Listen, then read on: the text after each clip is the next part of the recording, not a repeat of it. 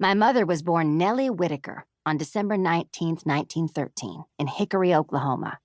Her parents, William and Grace, both hailed from Denton, Texas, but were married in Rush Springs, Oklahoma in 1909. They moved to the town of Roth, Oklahoma, around 1916, where my grandfather worked as a farmer. My father, Tom, was born on March 24th, 1915, in Texas. His parents, Will and Maud, were from Missouri and Texas, respectively.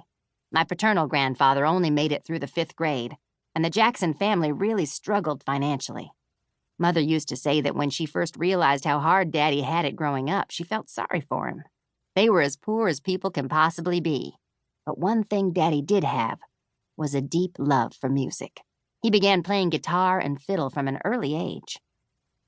Mother was still living in Roth as a young woman in the early 1930s, but at some point she traveled to Maud, which is about 60 miles east of Oklahoma City, to visit her sister Edna. Even though my aunt's name was Edna, everyone called her Polly. That's the thing about country people. You have to work to keep up with all the various names. I haven't even told you about my Aunt Electa yet, but we'll get there eventually. The little city of Maud was established in the late 1800s and straddles Pottawatomie and Seminole counties in central Oklahoma.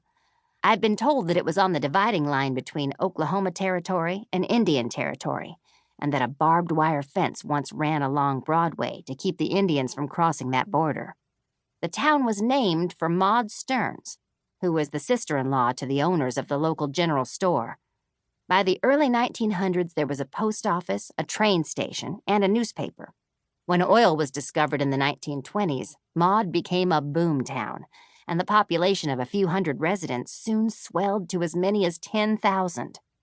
By the time Aunt Polly was living there, things had settled down considerably, and the population was less than half what it had been in its heyday. One Saturday night, Polly suggested that she and Mother go out to a dance. My daddy was the leader of a little band that was performing that night, and he spotted Mother as soon as she arrived at the dance hall. During one of the songs, Daddy turned to his brother, who was also in the band. "You take over for a minute," he said. "I've got to go meet this girl, but I'll be back soon." He climbed down from the bandstand, made his way across the room, and asked Mother if she'd like to dance. I guess that was it for both of them. Mother was a beautiful woman, and Daddy was quite a handsome guy in his younger days. They both adored music and loved to dance. It was love at first sight. Mother and Daddy married in 1933 and made their home there in Maud. My father worked various jobs and played music on the side. He was working at a gas station by the time I came along on October 20th, 1937. He soon found work driving a delivery truck for a bread company. I was born prematurely, and my family says it was the last time I was early for anything. They tell me I live on rock and roll time. Mother was scheduled to have a C-section, which was pretty unusual at that time. I'm not entirely certain what sort of complications she had during her pregnancy, since people really didn't discuss those matters openly in those days. I do know that she had a very difficult time. The plan was that I would enter the world at a hospital in Oklahoma City, but when Mother unexpectedly went into labor, she had to stay in Maud. That's where I was born on October 20th, 1937. Mother wanted to name me Roberta because my dad's middle name was Robert. He wouldn't have it. I don't know where he came up with it, but Daddy said he always wanted to have a daughter, and he declared in no uncertain terms, her name is Wanda. It's got to be Wanda.